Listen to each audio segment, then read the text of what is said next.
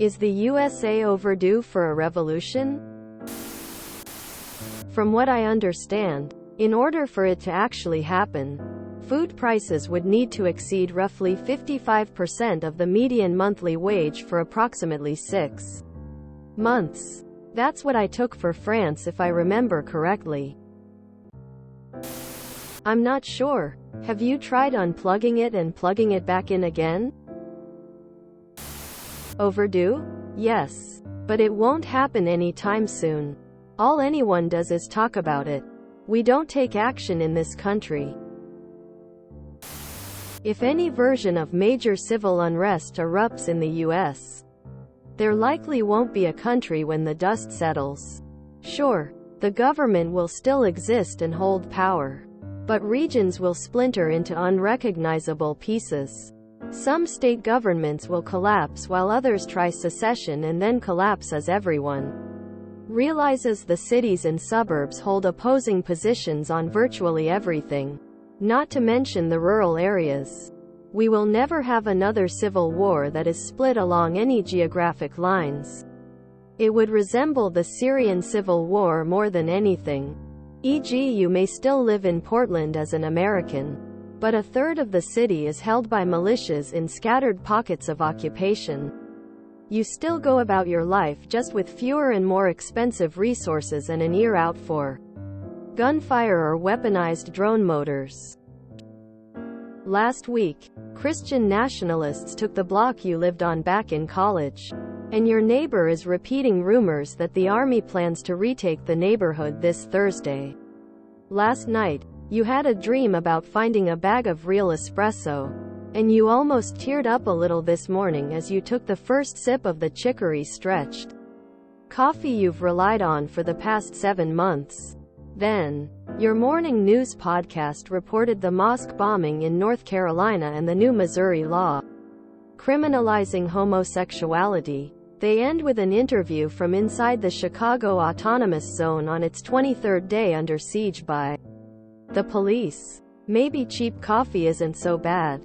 I think anyone who suggests violent revolution as anything other than cathartic hyperbole has not really considered what it would look like. The only viable revolution is a revolution of thought and worldview. That has been needed since the beginning. The closest this sub will ever be to revolution is telling the manager at Subway they're not putting their 2-week notice in. Form a union, and work together to get your living wage. Don't go shooting everyone and everything. Do you hear the people sing? Singing the song of angry men. Honestly, I hope not. I don't think there is any kind of unity among people who would revolt right now. Some would be Reddit antiwork socialists. Some would be unvaxxed January 6th conspiracy theorist Christian cultists. Others just idiots manipulated by Russian chatbots. Who knows who comes out on top? But my guess is it's worse, not better. The thing that might happen, and I have no idea if it would be better or worse, would be a secession, likely by the South again. This is America. We'll only have a revolution if it makes somebody else money. Vive la résistance. No, we can't even get most people to vote every couple years. Revolution? No. Revisiting our economic and political system based on early 20th century capitalism? Very much yes. A new push for labor rights has already begun. It seems as strong as it has been in my lifetime, but I think it's going to get more intense.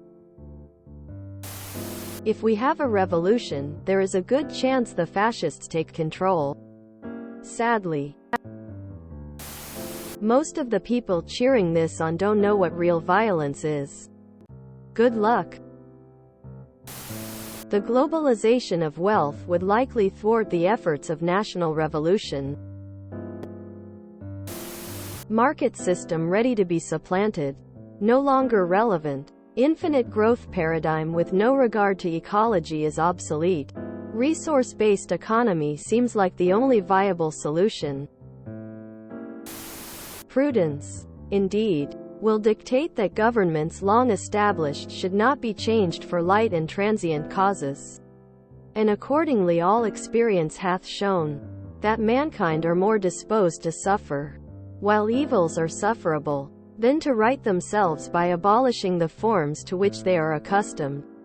But when a long train of abuses and usurpations, pursuing invariably the same object, evinces a design to reduce them under absolute despotism, it is their right, it is their duty, to throw off such government, and to provide new guards for their future security.